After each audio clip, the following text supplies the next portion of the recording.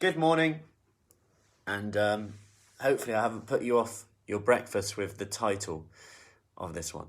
Anyway, I wanted to talk about it because it actually rarely comes up. Like when I speak to people who are maybe asking about the program or just getting started, I usually have to prompt it, or we get to the very end. Like yesterday, I had a one-to-one, someone just starting out, and we get to the end, and only then do we start talking about digestion, IBS, what foods make them maybe have urges. And quite often, like some people will go straight to, I'm probably intolerant, I have an allergy, I need an intolerance test, and all these things. And firstly, I just wanted to say that an intolerance food test, they lack quite a lot of efficacy. And I'm just going to go over a few things that are really simple and that you can do today. And when done consistently, like these things aren't done consistently if people have IBS or bloating a lot and they want to kind of manage that. And just go back a bit. If you think what bloating and flatulence actually is, it's just your body essentially fermenting the foods. And this normally comes from the carbohydrate groups. Good morning, Paula. This will come from the carbohydrate group, including vegetables in there as well, because these foods have to be, or certain foods more than others, are fermented to be digested properly and broken down. And the result of that is gas. Now, for some people, that you could argue that's just feeding their good bacteria. Morning, Sue. But at the same time, some people have more of certain bacteria and they feed them more and it becomes quite uncomfortable.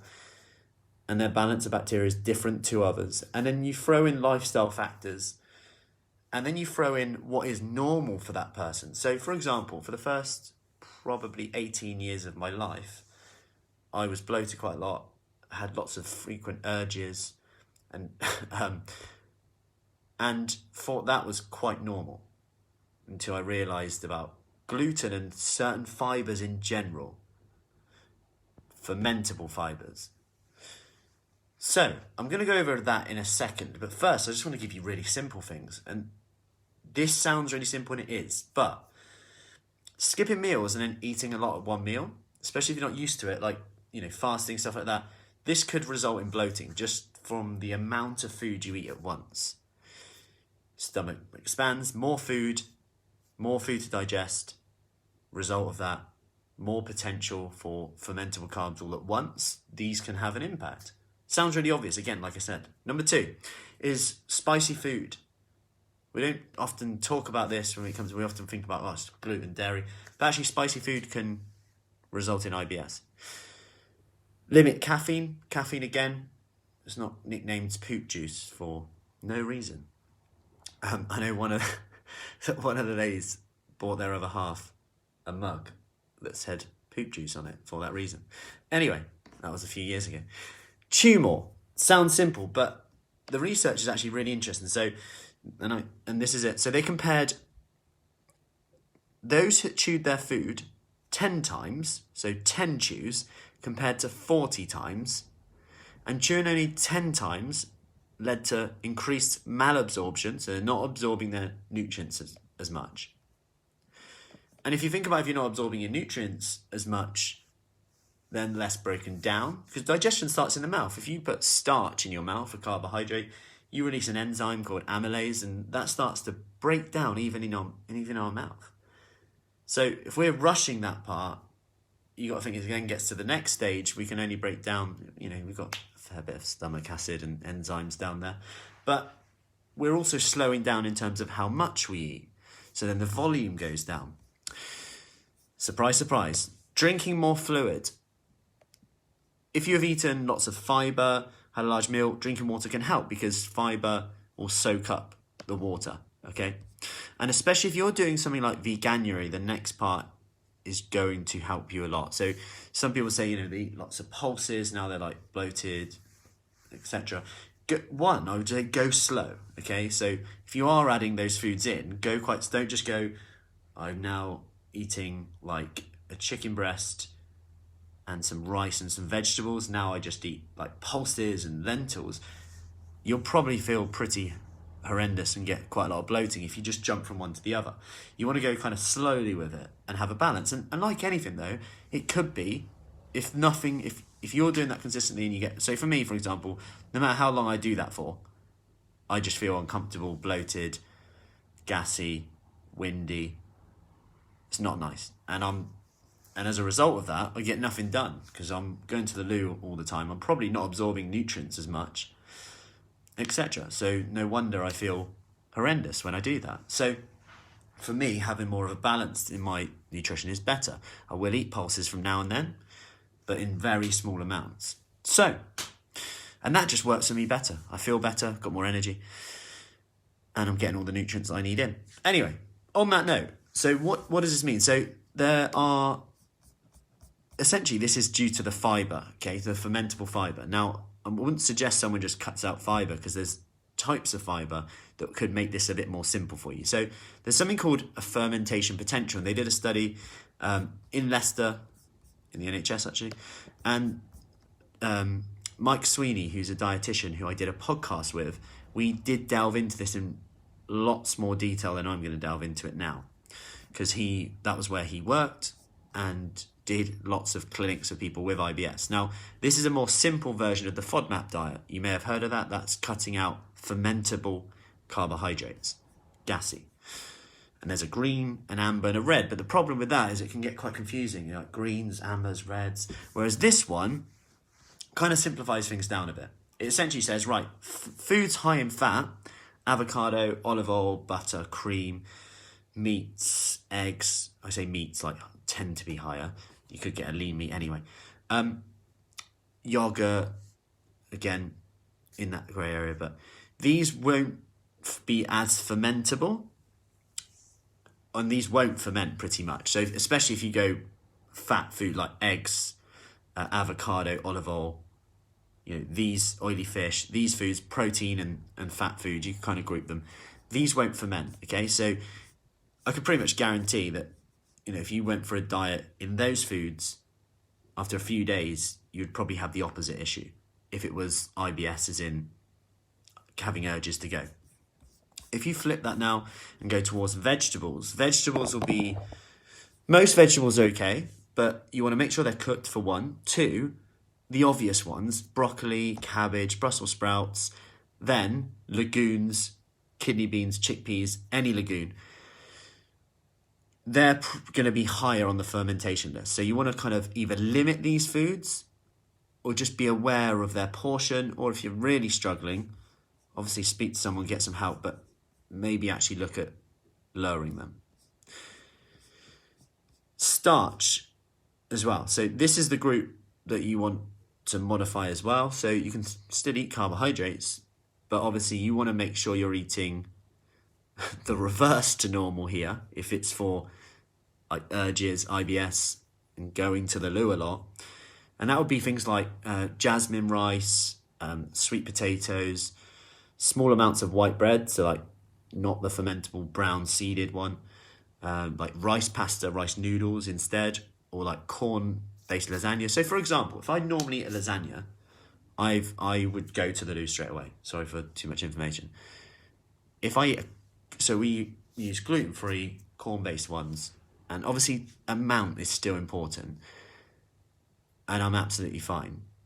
And then if I look at meals I eat, if I have like lentils in a meal, it's like my stomach is not liking it. And even if I do this consistently, I did like pretty a low animal-based diet for about 6 weeks. This is about nearly 2 years ago now. And I've never been to the toilet so many times in my life. Just too much, just sharing the information. But you want to stick to more higher GI, as you would put it normally. Almost the opposite to what you're told. So that's kind of an example there. And these swaps can make such a big difference. Such a big difference. To the extent where, and I've got the sheet in front of me that they used in the study in Leicestershire, in the NHS. And it even says, if you now experience constipation, this is people who have lots of urges to go to the loo. if you now experience constipation, here's what you need to take. 3 tablespoons of sweet corn, 1 to 2 tablespoons of golden linseeds, along with an extra 200 ml of fluid. So they're actually gearing you up to go, actually, you've come in and you're going to loo this many times and you need to control that. Now we're going to add this in to actually, and to help you go, because this diet may actually cause you to stop going. And this brings me on to the next question. What actually is normal? Like, if you type in Bristol stool chart, not around your meals, you'll see potentially what your poo should look like. And this is, there's a lot of rubbish when it comes to gut health. There's a lot of speculative stuff and people blame everything on the gut. But the truth is, we don't know as much as those people would make out we do. Like, you can't just say right now, your gut is this, you need this food.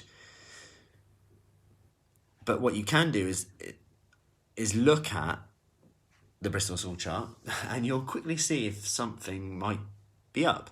Now, I want to go over this again, is if you're stressed, if you're lacking sleep, if you change your diet, you may see a drastic change. If you add new foods in, if you do something drastic for a few days, that might be quite normal, then you would expect it to normalise. Because your gut health can change, your bacteria can change in a matter of days.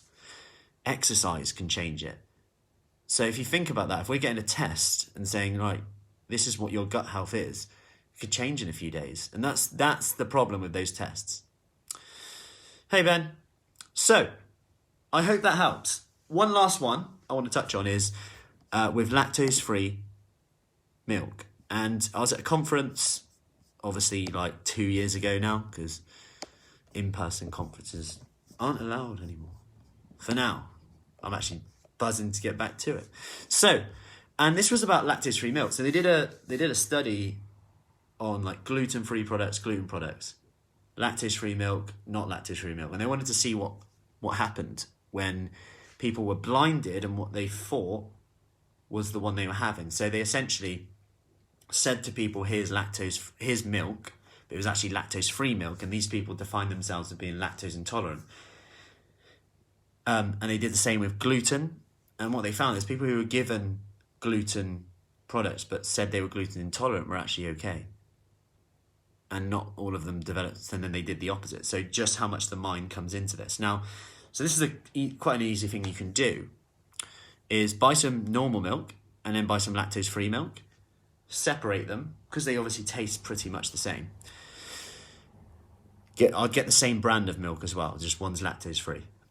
And then get someone to pour them in maybe a jug, and then you have one for 3 days, and then get them to switch it over 3 days later. And then just see if you have any symptoms. Because lactose is fermentable, but it's a good way to actually see if maybe you can handle certain amounts of milk. And also, there's research to say that you can actually handle around 80 to 100 mils of milk, even if you have a lactose intolerance. Which is interesting, because if you think about sometimes when we normally have milk, it might be a big latte. So you've got coffee, caffeine, which, as we've discussed, can make things speed up. Then you've got on top of that, all of that lactose in that milk. Then you've got the casein protein. You've got all these things that you're breaking down. We blame lactose, but we've actually just had a big latte with caramel syrup on top. This isn't always the case, of course, but it's just worth considering how portion size comes into that. So I hope that helps. I've rambled on enough. Any questions, as always, do let me know. Make it a great day. We have the Butt family with Julie at 6:30, and then I'm on for our arms and quiz morning, all with a towel. Anyway, if you want more information about our 28-day Kickstart or any information about this, do send me a message and I'll get you the details from there. Speak soon and have a lovely day. Take care.